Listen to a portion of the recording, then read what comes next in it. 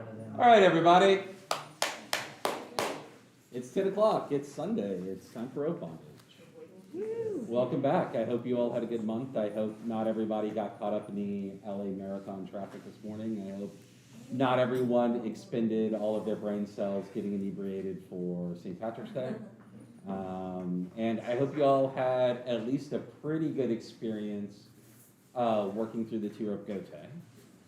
So format of today's class, we're going to do a warm-up that I think everyone is going to find enjoyable, in scare quotes. You're going to tie your tour of Gote. We're going to talk a little bit about the process of tying. So less about whether you're getting the pieces of the pattern correctly, but how you're executing the pieces. Hopefully this will help you a little bit to improve your flow, to improve your efficiency as you're working. And then given some extra time, we'll talk about what to do with all of the pesky rope that you likely have left over. So once you get to the end of your pattern, you probably have some amount of rope left over. What to do with it that's actually useful for the experience of the person that you're tying. So to start this off, we're going to start off with a tension and speed exercise. In order to do that, I will need a person who is not on a laptop. That'd be me. That would be you. All right. Oh, so are we okay to stand, Nora? Okay. So, there are a couple of things that we have said multiple times in classes that will play themselves out in this exercise. But the rules of this exercise are this. You are going to wrap your rope around the upper body of the person who is being tied. For the person who is being tied, I want you to take some time to think of a sound that will indicate that something is incorrect. That could be as simple as, or it could be something more complex. Like, hey, that feels wrong, or hey, that tension's uneven, or placement. Yeah.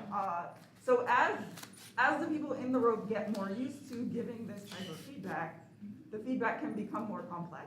But we're going to start out, at least, if you're not comfortable with giving fully formed words yet, that's okay. So start with a sound, just like, something's wrong. It takes a while to get used to being able to process what you're feeling and be able to communicate that like in very short cycles. So starting with a sound is just going to let the person know like something is wrong and maybe not exactly what or where. But as you get used to being in the rope and giving feedback quickly, you'll be able to refine how you can give that feedback. So this is an exercise for both people. So for the person who is tying, the thing that you want to do is you want to tie at a consistent speed and a consistent tension as you wrap the rope around the body. And if you don't do that, Melissa's going to make a sound whenever I change speed or tension. And then you're going to get back to the beginning.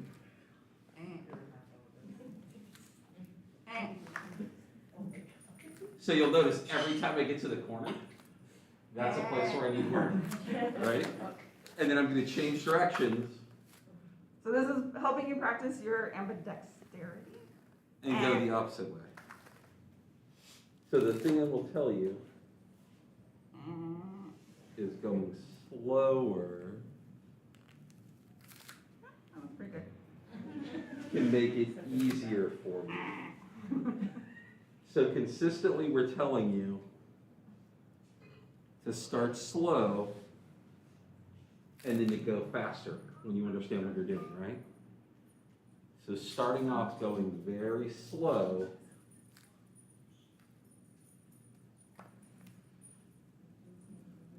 will help you get better at negotiating those little corners where Melissa's having problems. Does this make sense? So it's doing a couple things. It's getting you to focus on your tension as you tie. it's getting you to understand your speed and how that changes your tension, and it's getting you to work on the efficiency of how you change hands and how that controls tension. Does that make sense?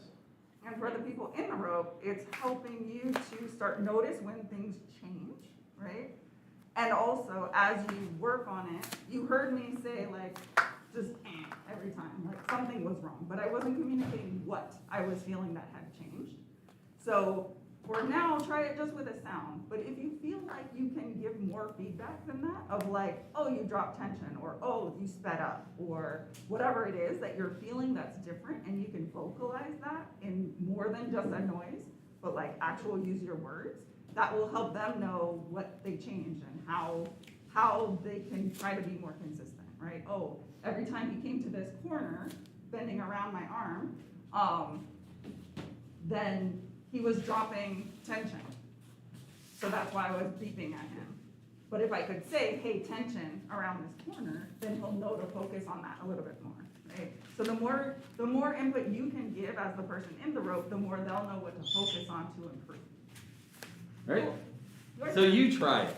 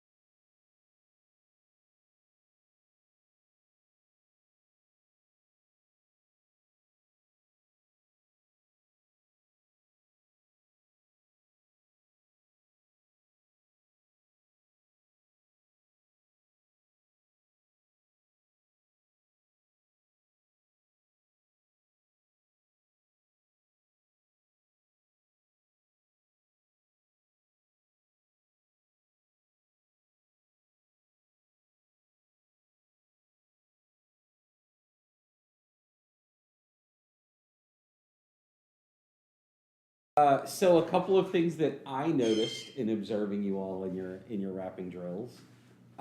It's interesting to watch people try to negotiate the lengths of their rope through various techniques. One of the harder pieces of this, aside from the primary goals, is like what to do with all of this rope as it moves around the body. A couple of solutions that I saw that were interesting were like, I'm going to try to bunch my rope up in my hands as I untie. One of the challenges of that is now you can't use both of your hands because one of them is holding up a bunch of rope. Another interesting version that I saw was I thought that y'all were doing a really good job of you pulling the rope across the body in order to control it and kind of draw it back. There were a couple of different ways to try to address it. Another challenge with the bunching the rope in your hand is that often it'll become entangled while it's in your hand. And then when you start to tie the other way, you'll realize that you've got suddenly this bunch of rope that won't come untangled that you have to deal with. And that's gonna definitely affect your tension and your speed, because you're fighting with the rope, and the person in the rope is gonna be like, oh, what is happening? Like, Yeah. why? What's going on? So the thing we didn't do in that exercise is we didn't dictate to you your tension or your speed. It was yours to choose. You could go slow, you could go fast, you could go tight, you could go loose. We recommended slow, just to start to get a feel for the exercise, but. Up to you. Yeah. So we're going to enforce, for the second version of this, a couple of rules. Rule number one is you're going to go slow, but you're going to have meaningfully tighter tension than you tied last time. So if it is not, if it speeds up, or if it becomes loose, that is the thing to note as the person in the rope. Additionally, the wraps should, for whatever portion of the body you're tying,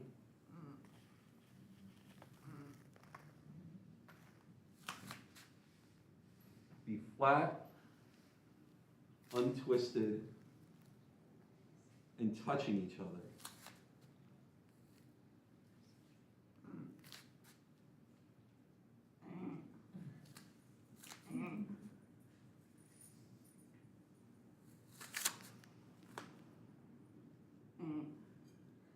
Mostly speeding up. And your tension is getting wonky. Speed up.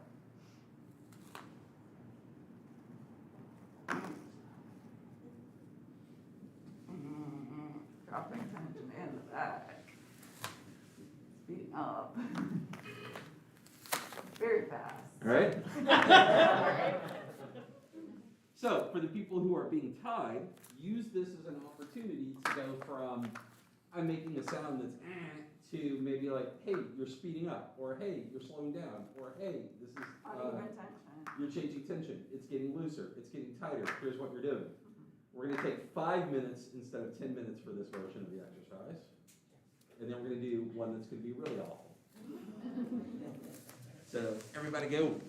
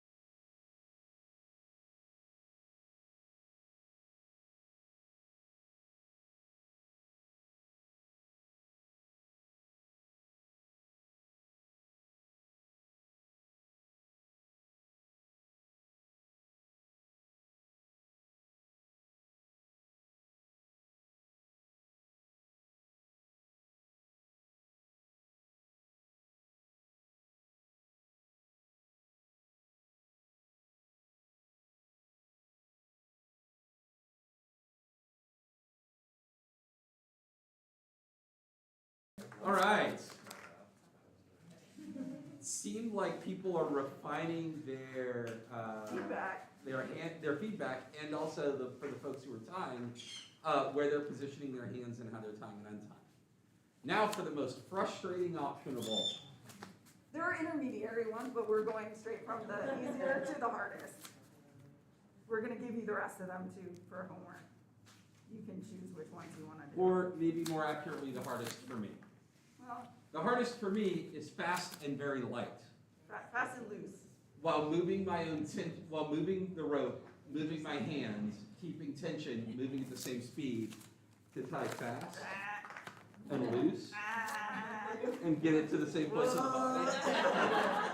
It's really hard. It's also like at this weird angle. Yeah. You can see like, what the fuck is this? Woo.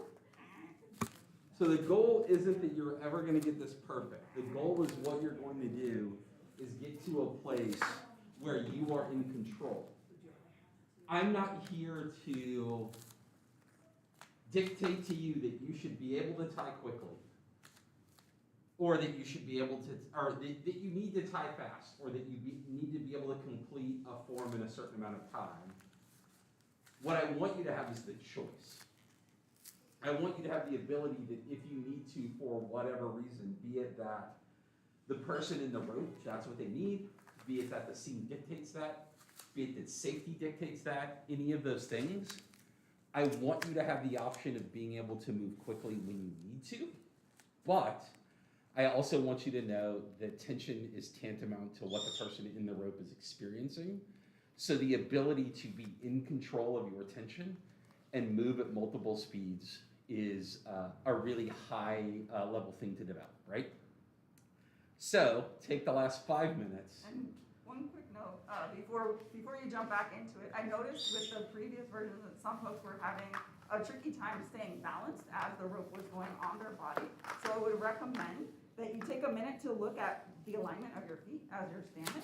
Either widen your stance or take a staggered stance, and that will give you a more stable sort of positioning to allow, especially as they're going faster, it's more likely that you're going to be pushed off balance. So just take a quick minute to like, is this my most stable stance? And if not, take some different options to figure out what works for you. Yeah. Cool? All right. Get to it. 5 minutes.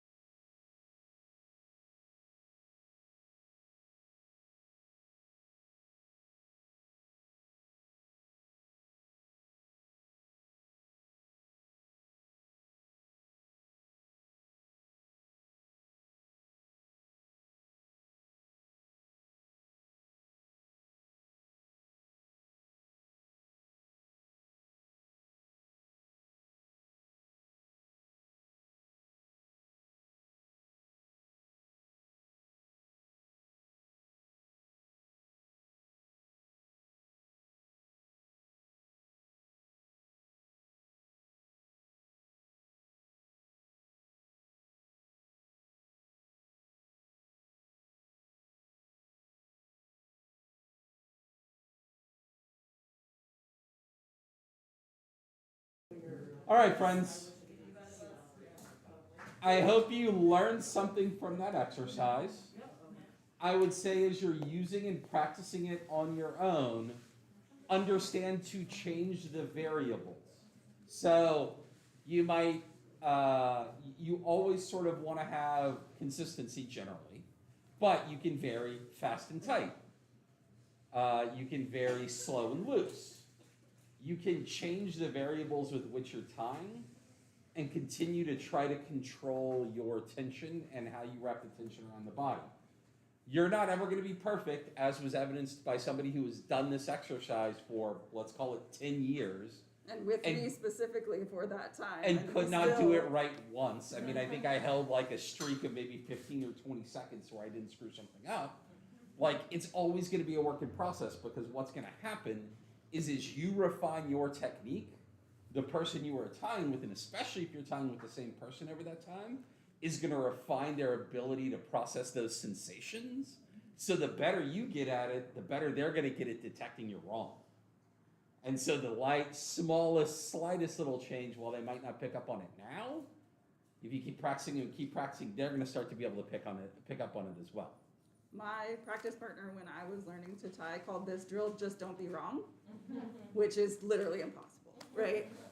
But it's a fun way to remember it. Yeah, if you just don't be wrong, that won't make any sense, right? Just don't be wrong. It's easy. Yeah. So now that everybody's loosened up and warmed up, I'd like everybody to tie their 2-rope gote. I want to reinforce that this doesn't necessarily need to be a hands behind tie. This could be hands in front. You could start it tying around the waist and just tying the upper arms. You could start it tying around the waist and just tying the upper torso and completely leave the hands free. What's important for me is to see that you have all of the components of the form and that you understand in what order they're put together. So with that said, everyone construct that thing. When you're ready to be checked, raise your hand, and one of us or one of the TAs will come by and talk to you about what you've done. Ideally, arms in, not necessarily folded, so you can do that kanuki, like those little gates at the bottom wrap. But if that doesn't work for the folks tying, that's okay too. And let's say 15 minutes.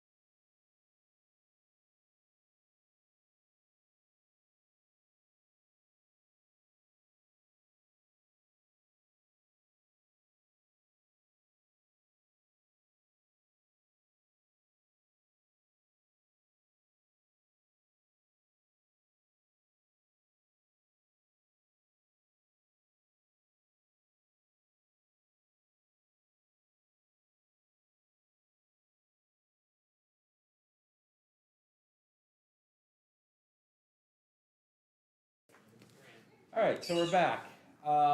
Great job overall from everyone. A couple of things that I want to talk about generally for the class, and then we'll talk about how you're tying, less than what you're tying.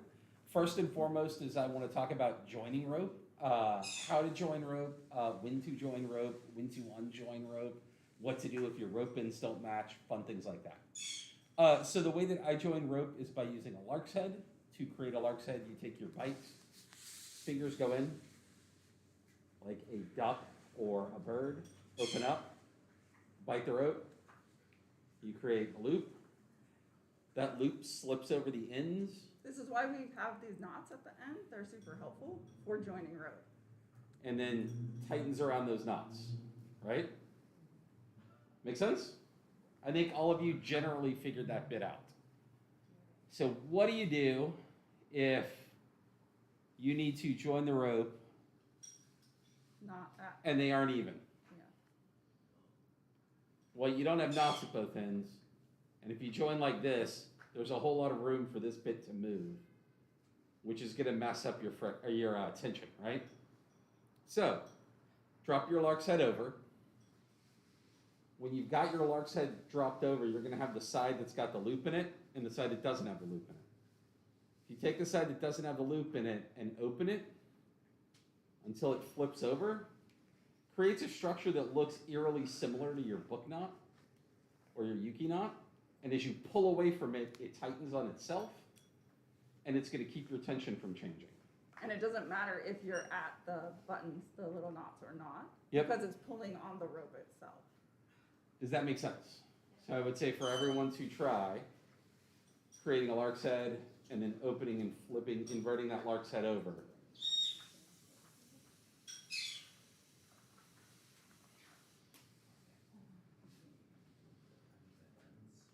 You want to tell them your, No. that you were, Boy, do I not want to use that anymore. okay.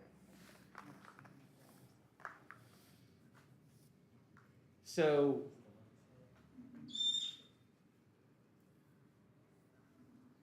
where to join?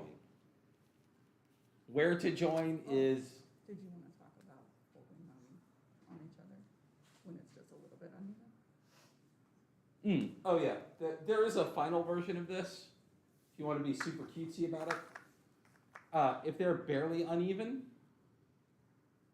and you just want to make it look cute, you can fold back, pin it between the two stopper knots, and close it, and you get kind of a little cute little bow effect. It just kind of cleans it up a little bit, right? Adorable, Yeah, yeah. right? There's even one more slight variation that winds up with a similar result. Yeah. So when they were uneven, right, you can fold it back on itself and drop the That's lark's head. exactly. I know, they didn't see it, Oh, okay. right? So this is the one he just did, dropping it in between those two and tightening down, right? So you have a knot on either side. But yet another slight variation is if they're a little bit uneven, you can actually tie them on themselves so that they're even, right? And then you would drop it on the same way. These are all options for you to aesthetically decide how you want to deal with that thing. And it depends like how uneven they are. Yeah. So where to connect your rope? This is a question that involves not just safety, but aesthetics of the tie that you're trying to create. So there are some instructors who would tell you you do not ever connect rope in the front. Which sometimes means you wind up with like very long lengths that are left dangling, but they're in the back. That is drawing away from the aesthetics of the pattern that you're tying in the front that you only connect in the back. I am not as dogmatic about that connection point. The things I would generally recommend when you are connecting, if at all you can connect in places where the rope very lightly or barely touches the body, those are great places to connect. So any place in the back that's sort of going this way, right? Any place that's going under the arms, if you can connect where the kanuki lines are running, Like those are where the- really preferable. Where there's space between the body, right? So if you have a connection point that's gonna fall out here somewhere, like in the elbow area, that's great, That's because great. you're not touching the person. They'll never feel that knot, right? If it's in this part, that's great. Yeah. If it's in this part, that's bad. That's good. That's bad. I would not ever connect here. Mhm. If I was getting to this point and I needed to connect, I would go backwards and connect here and just deal with the extra rope that I have, right? You can connect, here's a good place to connect, where the rope comes off of Okay. the body and there's a gap between the arm and the torso. You won't feel it. That's a good place to connect. That bad place, here, right? Yeah, anything Anytime that's it's over bone. Bad idea. The two places I would absolutely say to avoid are around the arms, and if you're connecting the bottom wrap Whoa. here. So you have a bundle of nerves that are sort of right below where your chest cavity is, and if you want to test this out, you can take your finger and find where the breastbone ends and go right below and press on it. And if you press on it, you should feel mildly nauseous. It's your solar plexus. If you ever get punched there, you will lose all breath. But also, if you have even like mild pressure there, you can start to develop nausea. To the point, like depending how severe it is, to the point of vomiting and passing out. So avoid that area. Avoid connecting ropes there. Yeah. Make sure that you have a good understanding of where it is when you're doing your second line passing, so you're above it. But yeah, don't put a big knot where that is, because that's going to be really unpleasant.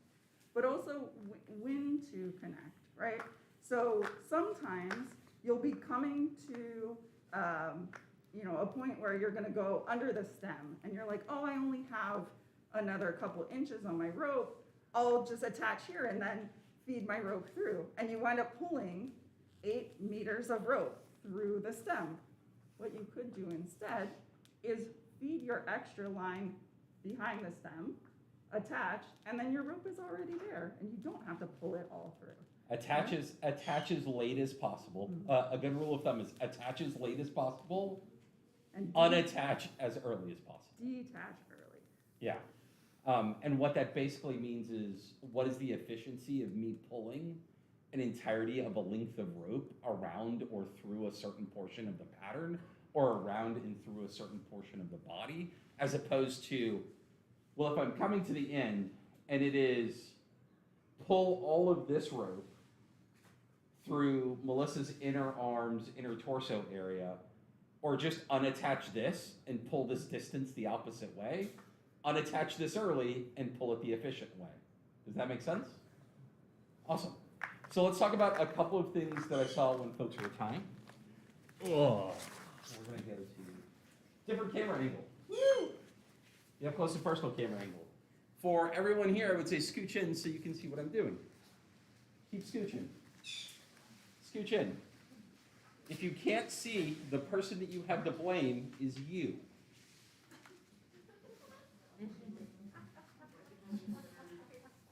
Literally, the only thing that they can see is this. So if you want to scooch in here, there, wherever you want to scooch in. Yeah, you can come around to my right, if that's better for you. All right. So I wore this sports bra again. You may recognize it from when we did the first row, because we really want to emphasize getting everything nice and centered on your partner's spine. It may not be super important now, but we're trying to teach you good habits because it will compound once we get to suspension. So develop good habits now, getting things nice and centered on their spine. All right. Drop spine.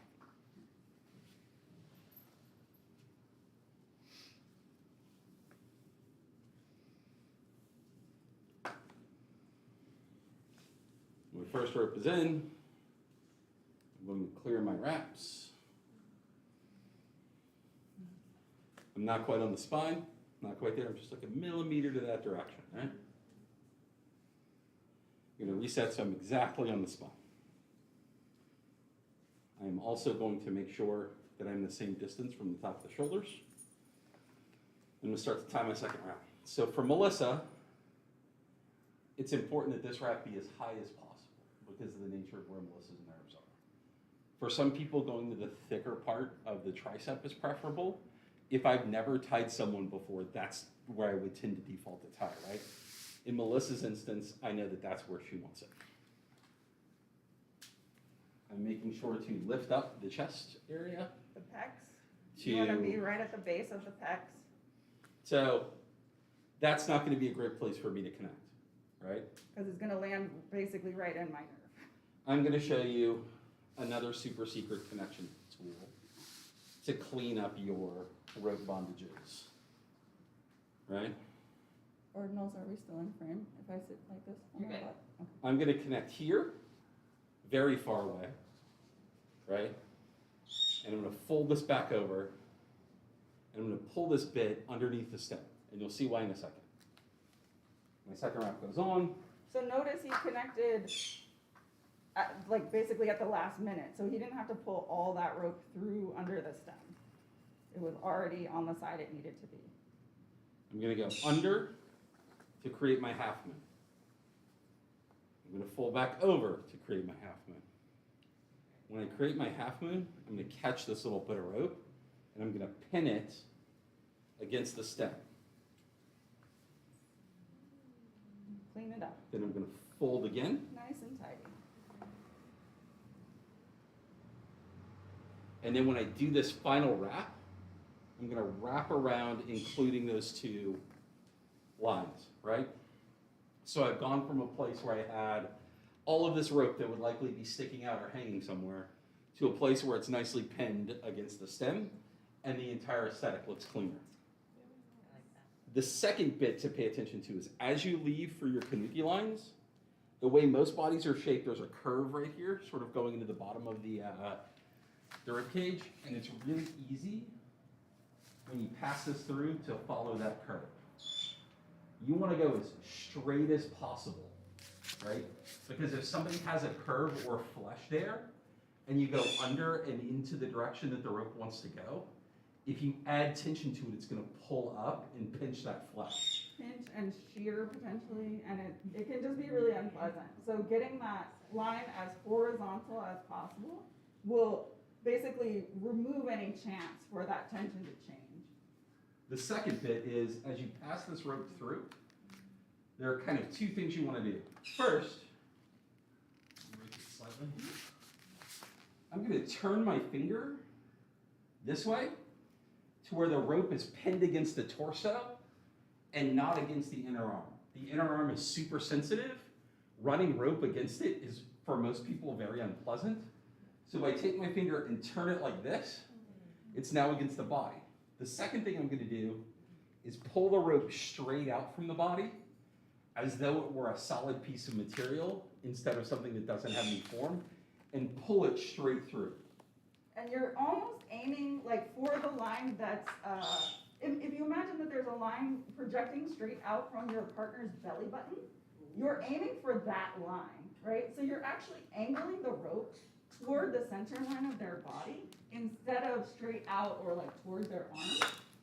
And that way you'll reinforce that you're pulling the rope against their body instead of against their arm. So to go a little bit more quickly, I turn over and just pull straight through, right? Fast and efficient. I then go one pull over where the line needs to be. And then an important note about the kanuki. This is not a place to add tension. This is a place where you just want to hold this line in place. So flatten and fold over without pinching down the rope. And then the same thing, I turn my finger, I follow the opposite direction. So right? A lot of people, when they teach this sort of structure, right, the kanuki, they teach it calling it a cinch, meaning like you're gonna tighten something down. The word kanuki translates to gate in Japanese, so you're literally just putting a gate there to keep that line from sliding down the arm.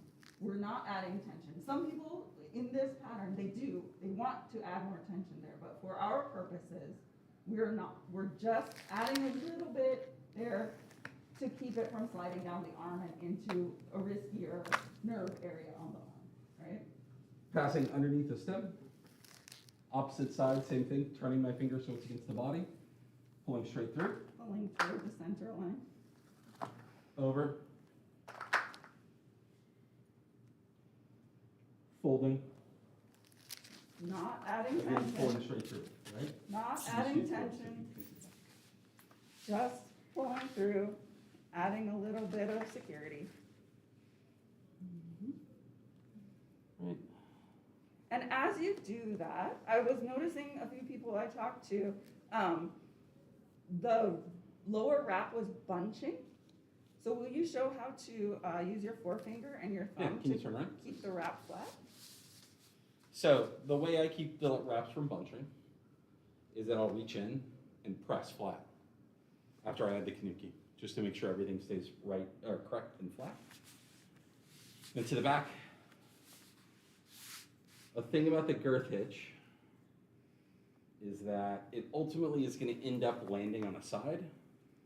And the side it should land on should always be the same side that you started in. So I started tying in that direction. The girth hitch is going to land on that side. Pass through, and you can tighten it. Pull this way. Pull this way. Pull one direction first and take all the slack out of it and then tighten it down the other way. That's different. Huh? Different from that was in the video, right? No, You that's the went same. up and- I might have done it differently with my hands, but it's the same operation, it should be.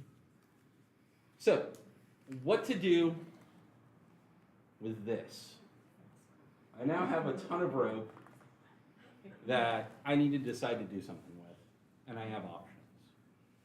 A lot of folks you'll see, just start wrapping. Do this nonsense. I'm just gonna do wrapping. This is not doing anything for me.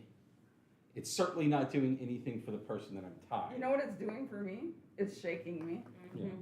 That's not pleasant. So I want to do something that is going to affect how this person experiences being tied. So what options do I have? Well, I've got a good amount of rope here. My first instinct is to do something that takes up as much rope as quickly as possible. So I might do something like pin the forearms in. So a lot of the things that we're gonna show you right now, the way that we think about it, Andrew and I, are how can we use this rope to increase the person's sensation of bondage? So by going around my forearms and pinning my hand, I am now effectively more bound, right? Also, the fact that it's coming across my stomach means there's a good chance that it will impede my ability to breathe a little bit. Which also, I am now very aware of the fact that I am in bondage, Right? right? I still have some left. I might take this and add Me? to the wrist cuffs. I was pulling it away. What? Oh. What a weird. So I might add to the wrist cuffs, Ah, there we go. right? Better.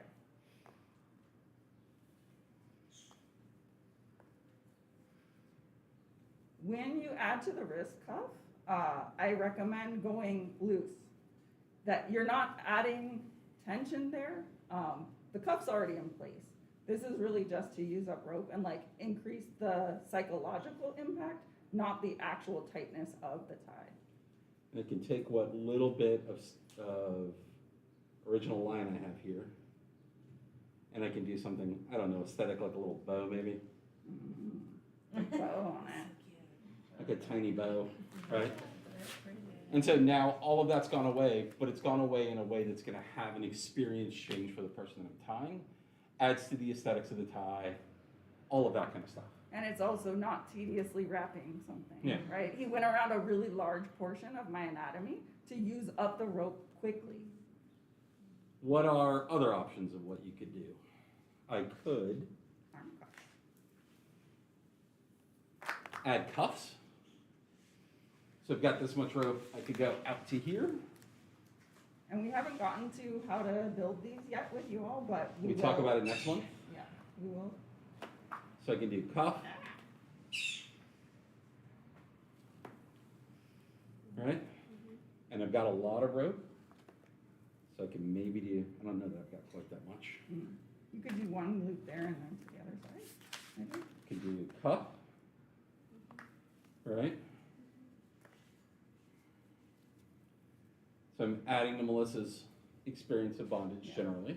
And just a quick note for those of you who are in rope, I don't care for rope dragging in my elbow crease.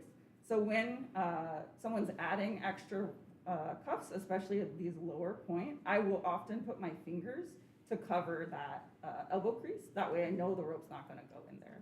All right, so now I've got cuffs on either side, and I can finish that way. It's cleaned up and nice. You can also do cuffs down here if you want to go straight down You instead can of that go side. around the forearm instead of around Yeah, the forearm. the thing that I would encourage you to do is, regardless of what your choice is, you choose to do something with the rope that increases this person's experience and the thing that they are having. If you're doing something just to waste time to get rid of rope, you're wasting your time and you're wasting their time. And it also makes it less safe because you have to undo all of that to get them out if something goes wrong, right? So if you ever think like this is really fiddly, maybe make a different decision. The last option that I would encourage, and this is one that I've used with Melissa a bunch, is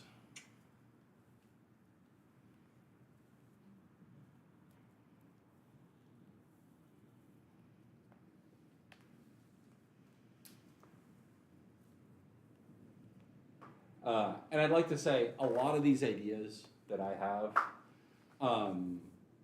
were taught to me by a person named Akechi Kana. Akechi Kana is like the expert. best at this thing. Yeah. Just improvisationally, because They've been tying for like 20 years. they've been tying for 20 years, but also they will just see the amount of rope they have, and they'll know exactly what to do to work out exactly that amount of rope to get to the end process that they want. It's And, astounding. like to the point that they can assess how much rope is left before they even get to tying off. Yeah. So like they'll add these cuffs and then finish and be completely done. Yeah. Instead of like, oh, I locked off and now I have all this extra, what do I do? They like incorporate it into the pattern and then finish, and it's Yeah. and they end at the end of the rope. It's And astounding. it's beautiful. So the other option is I would take this to the front, turn around for me, and I would use this to create some sort of pattern in the front. So it might be something like Oh, there we I come up from underneath, I catch here, I wrap again, I come, go. It's tricky because this bra does not Under and allow catch. for it very well. right? But essentially, he's like separating my boobs. And so I've now created downward pressure and upward pressure on the pecs, as well as stabilize the top wrap. And then I can come back to here and finish, you know, if I want to do the cuffs down here, I can do those. Again, looking at the size of the person you're tying, how much rope you think you have there, and what would make sense. What could you go around that's large enough to use it up efficiently, but will add to their sensation? Right? And it's clean. Yeah. Some other thoughts, if the person you're tying is okay with it and you are comfortable doing them, can include coming up and wrapping around the neck, going down to the crotch. Those are also good ways that are like distant enough to where you can use up a good amount of rope and definitely increase their sensation of bondage. But these are only if you are both comfortable with exploring those areas of the body. Yeah, there is one. You can also, Also, while someone is kneeling, yeah, this you is the one that I was can- thinking, you right can here. catch their toesies. I can go toesies. Mm. I'm not gonna be able to be in this one for very long. The toesies, Woo. and I can come back up to this little loop, and I can give them enough tension to kind of pull them off balance a little bit. And you get like a nice predicament of like having to balance yourself. That's always a fun one. So, It's even more effective if you have a knot at the neck. yeah, the important bit is not exactly what you want to do. It's that you know that you have options, and all of this is all for you to play with. This is the place where you improvise. This is the place where you make a pattern your own. This is the place where you share experience with this person. This is an entire playground for you to use. It's not something to get rid of, it's an opportunity, right? Does that make sense? Cool. So we're going to take, how much time do we have left in class? We got 45 minutes. We're going to take the next 30 minutes and go through variations of tying this.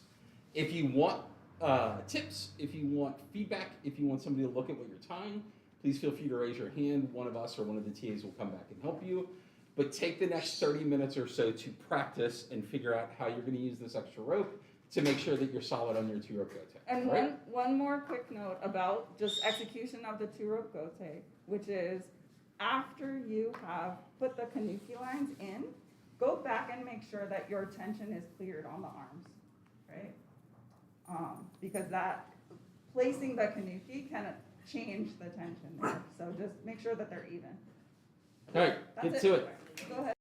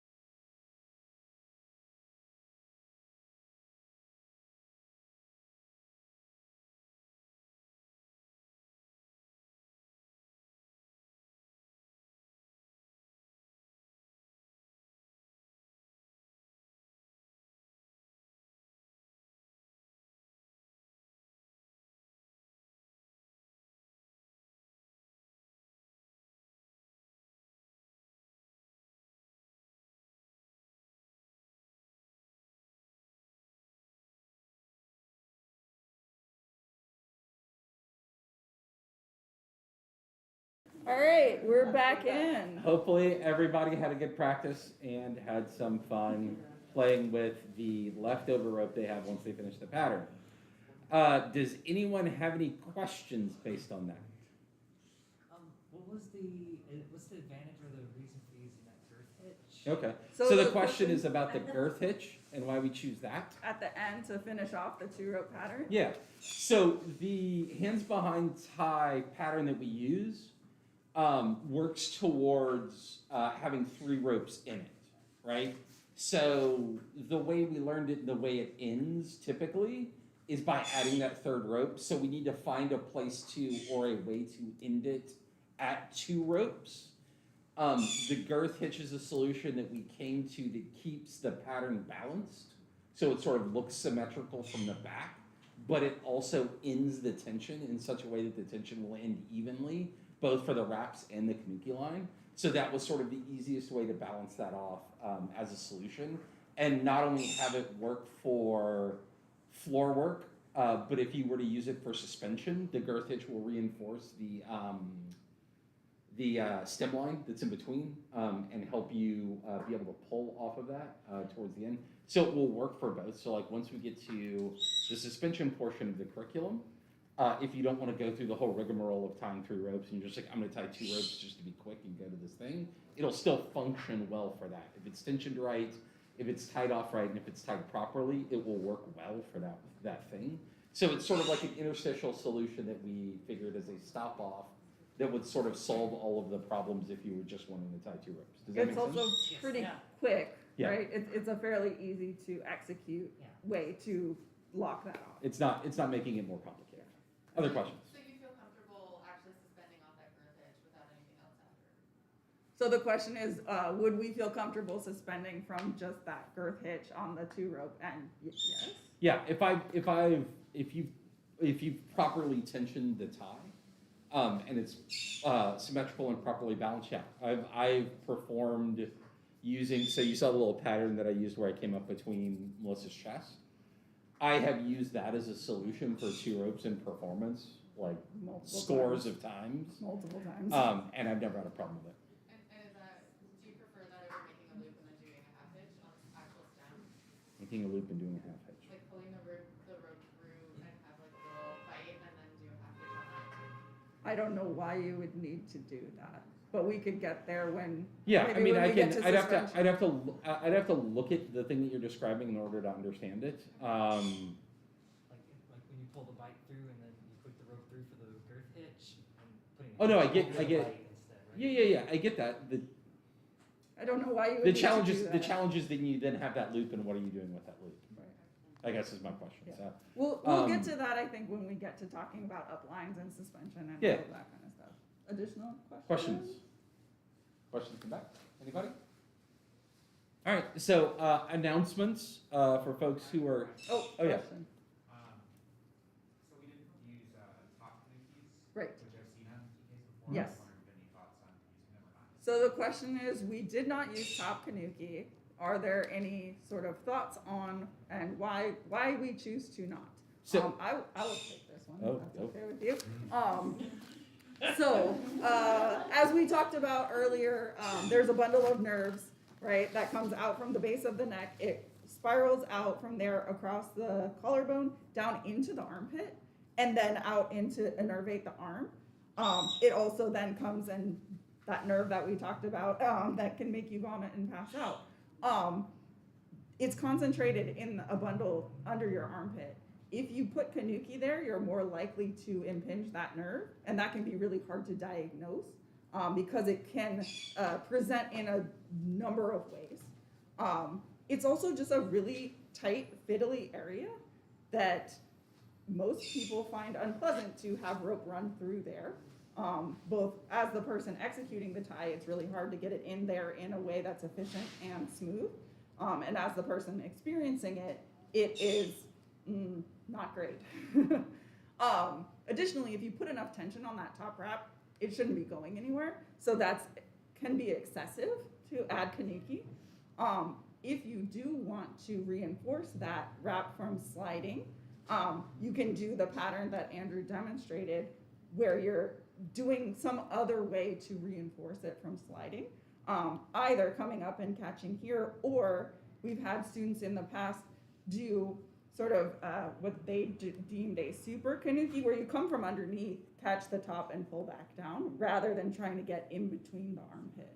And if you're having problems, like if as you're tying someone because of their body shape or because of tension, the ropes are starting to slide up. If Right. you're starting to have instability with that, If the person's shoulders maybe are more sloped or more angled outward. have a conversation with me. I have worked through this with multiple different folks for multiple different solutions. So I've got a half dozen different solutions that you can use for that, right?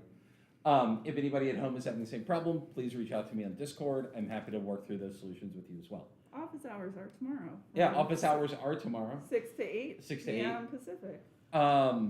Announcements. Oh, did that answer your question? Yes. Are there any additional questions before we move on? All right, announcements.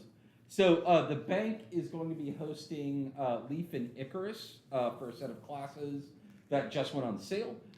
If you're interested in attending those, check out the bank's Instagram where there's a link to tickets for that. In addition, That's April 20th, 21st. 21st is a beginner class. The only prerequisite is single column tie. Hint, hint. Great class. And then a weekend on the 22nd and 23rd, which we'll be having a full weekend for advanced, the intermediary events. Yep. This month. In addition to that, next week on Friday, there will be a rope jam here at the bank for Off Sunset Weekend. There are still tickets available for that if you would like to get them. There will be a bunch of cool people doing cool rope shit here. The following Sunday is the Off Sunset Festival. So 1 week from today.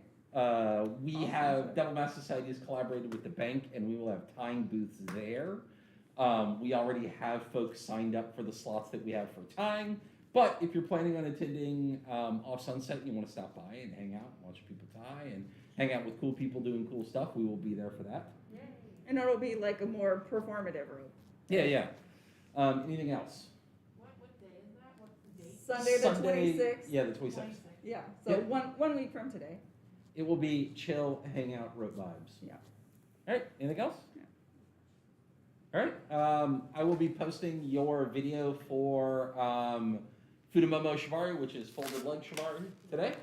And next month will be that and tying to bamboo And a test. and a test.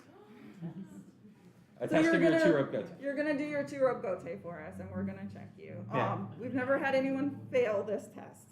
I believe in you.